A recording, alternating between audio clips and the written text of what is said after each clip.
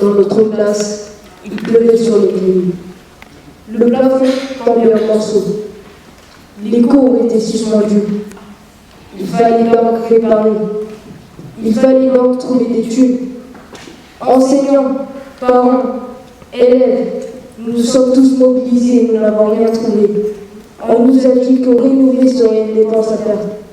On nous a dit, on s'en fiche, l'école ne ramène aucun bénéfice direct.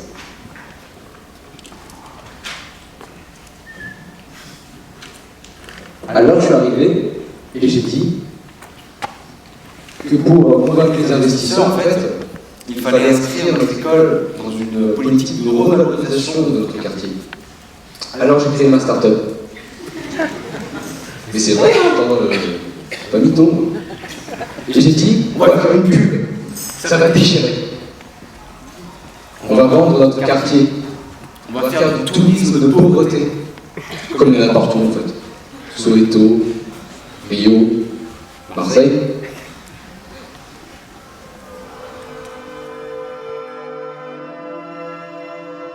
Mais aujourd'hui, nous allons vous parler d'un quartier injustement méconnu, Belle de Mai. Autrefois, lieu de villégiature avec ses balles populaires, ses guinguettes et ses vergers, Belle de Mai fut au XIXe siècle, grâce à sa proximité avec la gare, l'endroit idéal pour l'implantation des manufactures. C'est au quartier de la Belle de Mai que les deux gares s'installent alors que le port de la Gelée vient d'être construit, ainsi qu'une usine d'allumettes, une raffinerie de sucre et une gare de marchandises.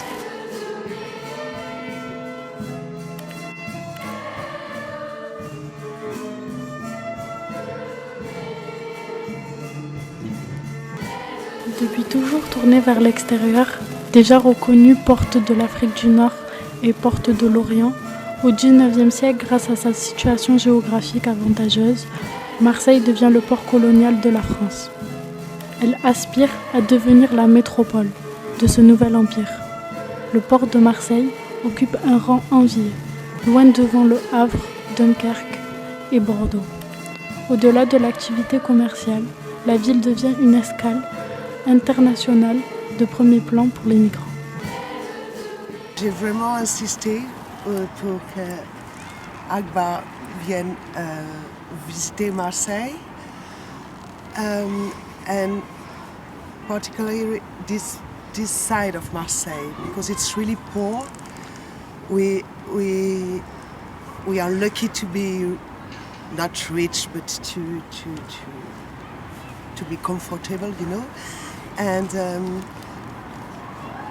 yes, to see all these people, this mix of people, you know, and everybody are so happy. They don't have money, but they are so happy. It's the best day of my life. And the people here are so creative, you know. They don't have money, and they have a lot of imagination. It's so beautiful here, you know. I hope that les Marseillais realize how lucky they are to live in this so open-minded city, you know. It's important. Ok, on va faire un son seul. Sana, s'il te plaît, tu prends le début de ton texte classique. Le quartier de la Belle de Mai, le plus pauvre de France, avec son insécurité à tous les coins de rue. Excusez-moi, mais cette phrase, je peux pas la dire avec le sourire. Pourquoi? Bah, la raison, franchement, je la comprends, là. Le texte, ça va pas. Excusez-moi, là, depuis le début, il y a des soucis, il veut pas dire ci, il veut pas dire ça, on va jamais y arriver, hein, ça continue.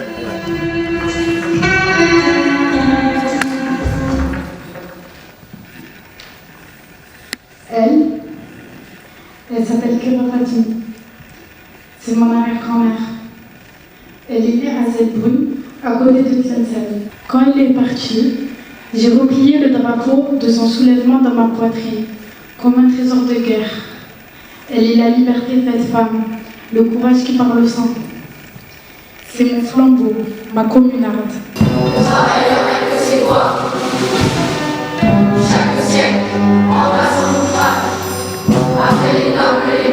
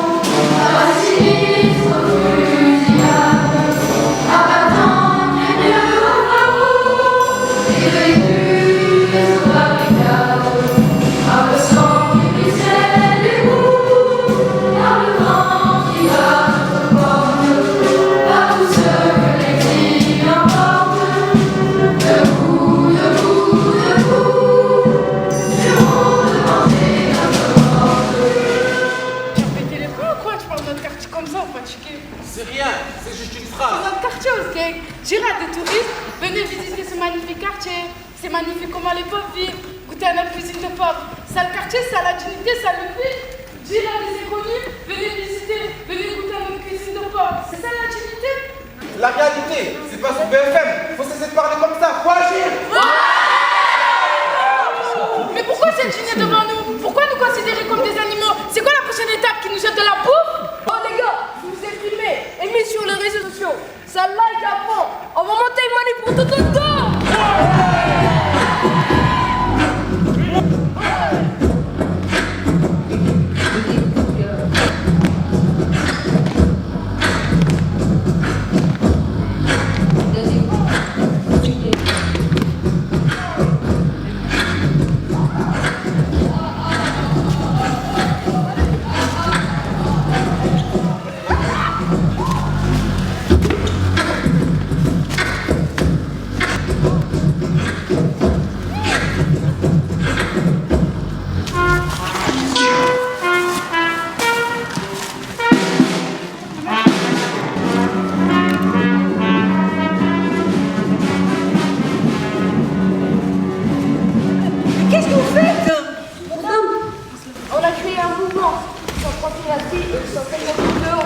Mais ça va pas, non?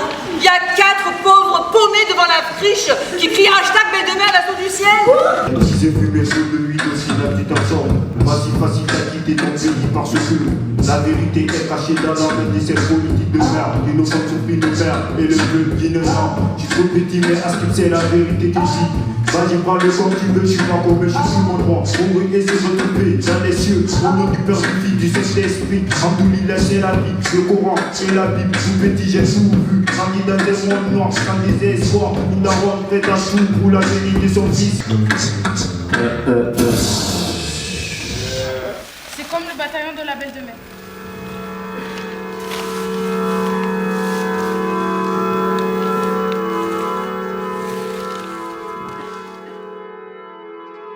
Je rêve d'un quartier possible, des chants d'oiseaux au parc d'à côté, l'odeur du café de bon matin. J'étais chez moi, je regardais la télé, mon bâtiment Liberté pour mes était frères. en train de s'effondrer. Quand j'allume la télé, je vois les bombes tomber sur des enfants.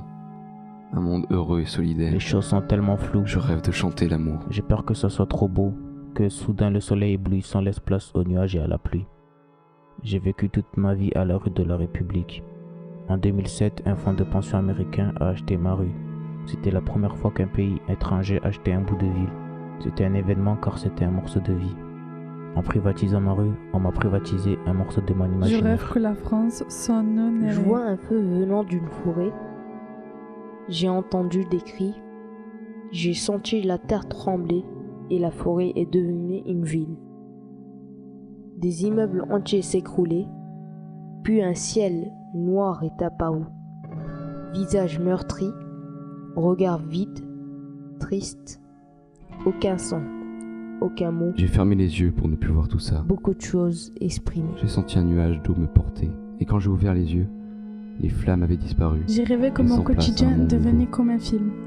Aucun enfant jouait, aucun dealer ne faisait son travail, aucune mamie était en train de faire le thé, aucune de mes amies ne m'attendait, aucun magasin d'alimentation n'était ouvert, aucun bruit de scooter, aucune voisine qui venait toquer à la maison pour demander quelque chose.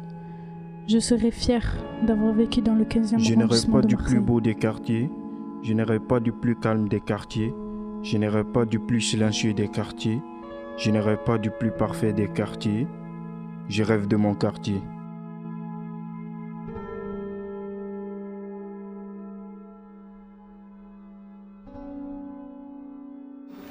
Pour moi, me battre, c'est faire fuir ma disparition.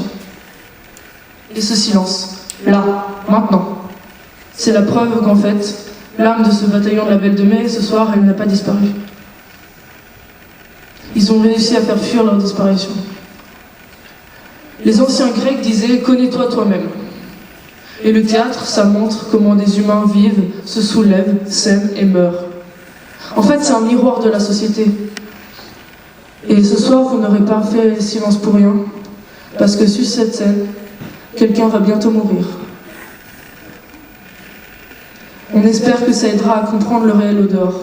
Bonne fin de spectacle.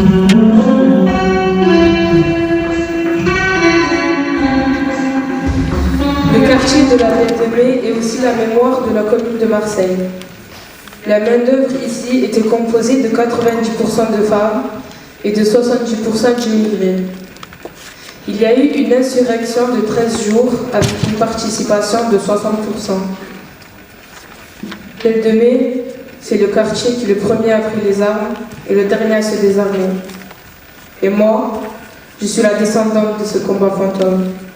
Celui dont on ne parle jamais, mais qui est là un peu comme le membre fantôme, qu'on a amputé et que le cerveau continue de ressentir. Attends, Jana, qu'est-ce que c'est que tu me fais là? C'est pas du tout le texte, ça. Mais pas du tout. Vous ne verrez plus. Comment ça, vous ne verrez plus? Laisse en bas comme ça. Amar, c'est à toi. Amar. Il est où, Amar? Il n'est pas venu aujourd'hui. Hein. Ah bon? Mais j'avais pas remarqué, mais il est où?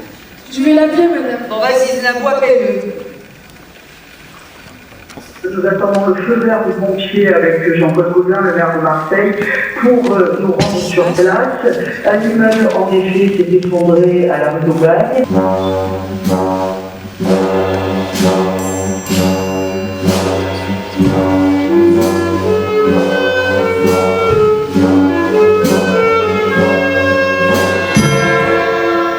Nous avons pensé désormais, c'était la haine qui les guidera. Ils insulteront, casseront, se battront. Mais après, il y a encore autre chose. Il y a la solidarité, l'entraide, le collectif. D'abord, quelques voisins se sont mobilisés. Ils ont organisé des collectes, des repas solidaires, des accompagnements juridiques et psychologiques, des appels politiques, des réunions, les restaurants, les cafés, les coiffeurs et même les esthéticiennes se sont mis pour mettre en place des mouvements solidaires. Du coup, il s'est passé quelque chose d'étrange. Ce n'est pas quelque chose visible à l'œil nu, ni palpable, mais il y avait bien quelque chose dans l'air. C'était comme si la haine n'a pas gagné, comme si la crevasse s'était remplie, comme si la fêlure était réparée.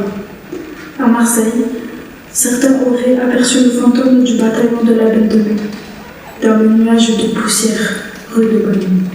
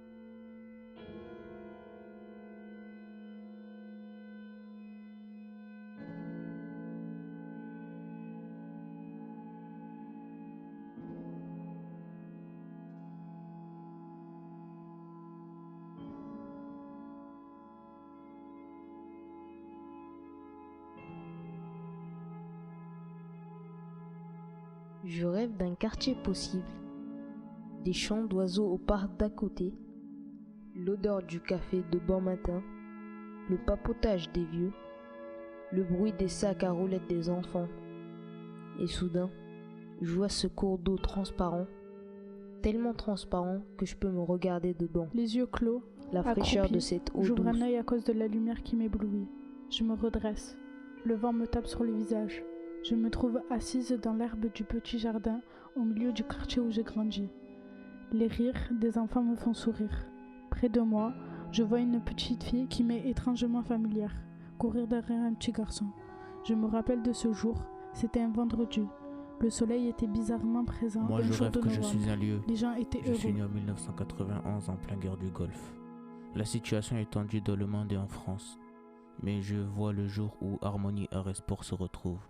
Je m'appelle La Friche. Je rêve d'un quartier. Venez me visiter. Où solidarité et respect Parfois seraient la des piliers. réalité, il faut le voir pour y croire. Où il y aurait un mélange de cultures. Où l'égalité serait la normalité. Où la source passant par mon quartier serait plein de couleurs. Où les animaux pourraient s'abreuver. Finalement, J'ai rêvé que des je rêve d'un CRS quartier et des voitures blindées roulaient où la en bas de chez végétation moi apporterait la vie. et que la police les coursait. D'Alexandrie à Paris, Que les immeubles explosaient comment un par fait-on un. pour vivre cette vie de soumis? J'ai fait un cauchemar. La France éternelle depuis longtemps est finie. Mon quartier était devenu calme. Plus personne ne pouvait jouer dehors. Il y avait des horaires pour mettre la musique le soir. Je vivais dans un quartier de riches. Il n'y avait que des vieux. J'étais le seul jeune. Et dans ce quartier, il y avait un ruisseau qui me rappelait mon enfance Moi, quand mon j'allais en rêve, Kabylie. c'est un cauchemar. J'étais chez moi, je regardais la télé, mon bâtiment Liberté pour mes était frères. en train de s'effondrer. Quand j'allume la télé, je vois les bombes tomber sur des enfants. Un monde heureux et solidaire. Les choses sont tellement floues. Je rêve de chanter l'amour. J'ai peur que ce soit trop beau, que soudain le soleil éblouissant laisse place aux nuages et à la pluie. J'ai vécu toute ma vie à la rue de la République. En 2007, un fonds de pension américain a acheté ma rue. C'était la première fois qu'un pays étranger achetait un bout de ville. C'était un événement car c'était un morceau de vie. En privatisant ma rue, on m'a privatisé un morceau de mon Je imaginaire. rêve que la France sonne Je vois un feu venant d'une forêt. J'ai entendu des cris. J'ai senti la terre trembler et la forêt est devenue une ville. Des immeubles entiers s'écroulaient, puis un ciel noir est apparu.